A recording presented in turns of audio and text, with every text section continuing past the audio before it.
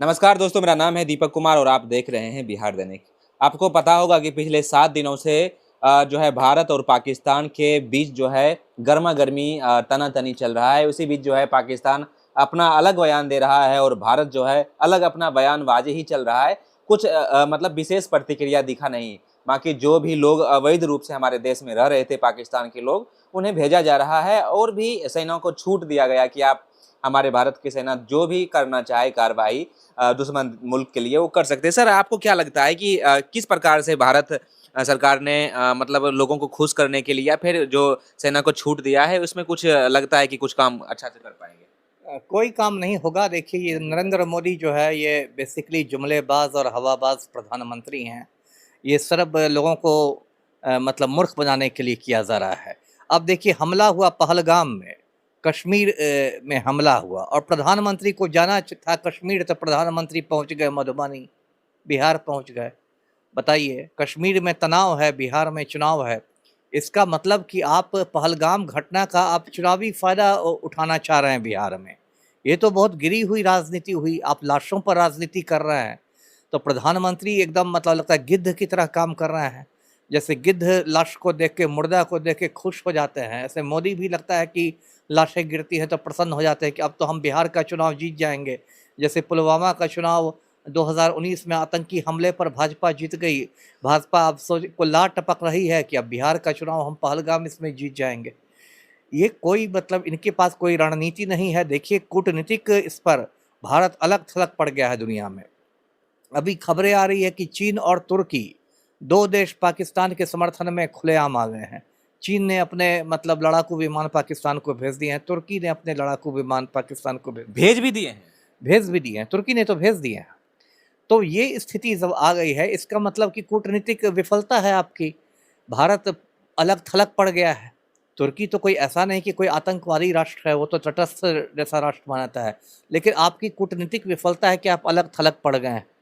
और भारतीय सेना को अब मोदी ने कहा कि हमने खुली छूट दे दी।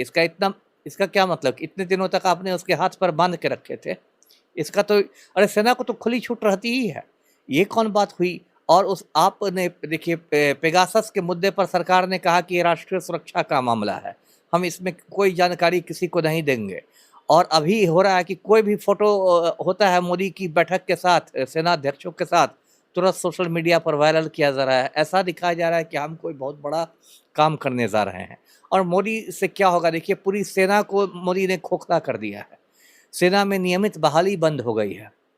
अब अग्निवीरों की बहाली होती है। और अग्निवीर क्या करेंगे? 4 साल बाद उनको पकौड़े तलने के लिए भेज दिया जाएगा।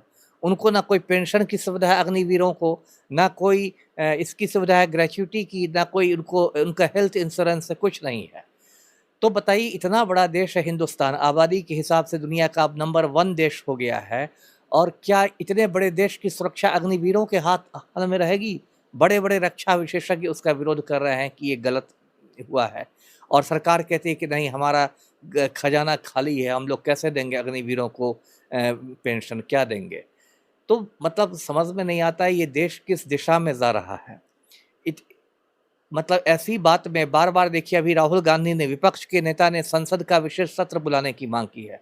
इस पर प्रधानमंत्री को पत्र भी लिखा है। क्यों नहीं बुलाया जा रहा है संसद का विशेष सत्र? क्या प्रधानमंत्री सवालों से डरते हैं? सवालों से डर रहे हैं क्या? यदि यदि विपक्ष का नेता एक संवैधानिक पद होता है, राहुल गांधी एक संवैधानिक पद पर है और उन्होंने कहा है कि पहलगाम के बाद जो राष्ट्रीय सुरक्षा की स्थितियाँ बनी हैं, उस पर संसद का विशेष सत्र बुलाना चाहिए। क्यों नहीं विशेष सत्र बुलाया जा रहा है? क्योंकि प्रधानमंत्री को डर है कि जब विशेष सत्र होगा तो जो सवाल मैं उठा रहा हूँ वही सवाल राहुल गांधी उठाएँगे, वही सब सवाल महुआ मोइत्रा उठाएँगे, वही सवाल संजय सिंह उठाएँगे, वही सवाल बाकी 2 तेज़ तर्रार लोग विपक्ष में बैठे हुए उठाएँगे और इनके पास जवाब देने के लिए कुछ नहीं है। तो ये भाग रहे हैं। तो जो भी हो रहा है ये देश के लिए एक बहुत मैं तो बार-बार कहता हूँ कि मोदी जी इस्तीफ़ा दीजिए, दोबारा चाय बेचिए। यदि आपकी चाय की केतली गुम हो गई है तो मैं आपको कुरियर से चाय की केतली भिजवा दूँगा। आधा दर्जन कुल्हड़ भी भिजवा दूँगा, शक्कर और चाय की पत्ती भिजवा दूँगा। लेकिन इस देश पर आप बोझ क्यों बने हुए हैं? और जब कार्रवाई होनी चाहिए आतंकवादियों पर, तो आप कार्रवाई कर रहे हैं नेहा सिंह राठौर पर। आप कार्रवाई कर रहे हैं 4 पीएम यूट्यूब चैनल पर।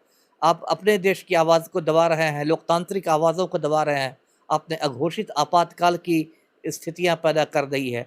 ऐसा लगता है कि नरेंद्र मोदी में जो उत्तर कोरिया का एक पगला तमाशा है किम जोंग उन, लगता है नरेंद्र मोदी में किम जोंग उन की आत्मा का प्रवेश हो गया है। ये किम जोंग उन की तरह कार्रवाई करने लगे हैं। तो ये देश के लिए बहुत दुर्भाग्य वाली बात है। जी।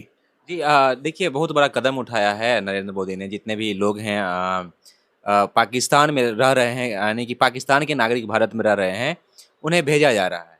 तो इससे क्या होगा? वो कोई आतंकी थे? मान लीजिए भारत से सीमा हैदर चली ही जाएगी, मैं एक उदाहरण दे रहा हूँ, तो उससे क्या हो जाएगा? देखिए, आतंकियों से लड़ने का बस एक तरीका है कि आप उनको उनके घर में घुस के मारें, जैसे अमेरिका ने किया था ओसामा बिन लादेन के साथ, है ना?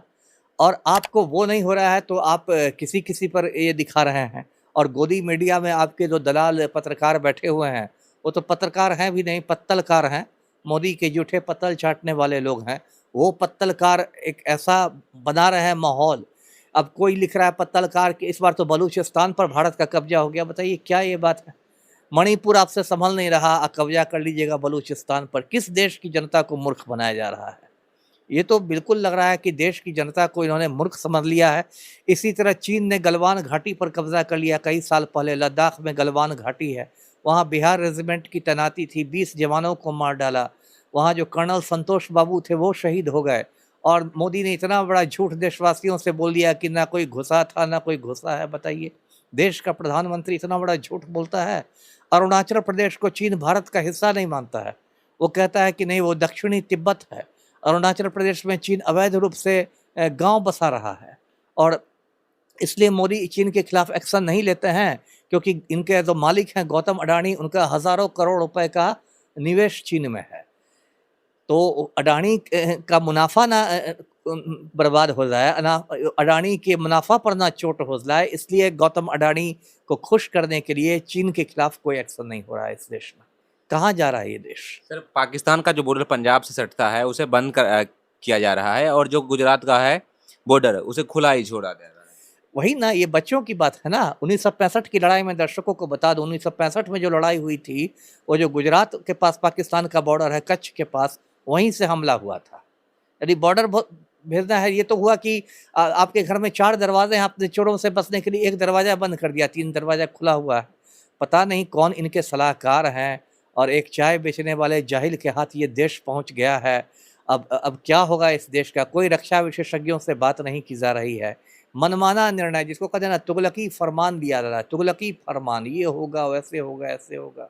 कोई इनकी नीति नहीं है। जी। सर नेहा राठौर के साथ साथ और भी देश के कई जिम्मेदार लोग हैं, उनमें जो है देशद्रोह का जो है ये लगा रहा है। बताइए, ये तो कितनी दुर्भाग्य की बात है। ये मैं मोदी जी को दिखाऊं, ये भारत, ये संविधान से चलता है, बाबा साहेब अम्बेडकर का लिखा संविधान है। इसमें धारा 19 है, आर्टिकल 19, जो प्रत्येक भारतीय नागरिक को अभिव्यक्ति की स्वतंत्रता देती है, और वो एक मौलिक अधिकार है। इसको नरेंद्र मोदी का परदादा नहीं छीन सकता। आप यदि लोगों को बोलने का अधिकार छीन रहे हैं, आपने अघोषित आपातकाल लगा दिया है, तो ये तो बहुत दुर्भाग्य की बात है। इसका मतलब आप लोकतंत्र का गला घोटना चाहते हैं।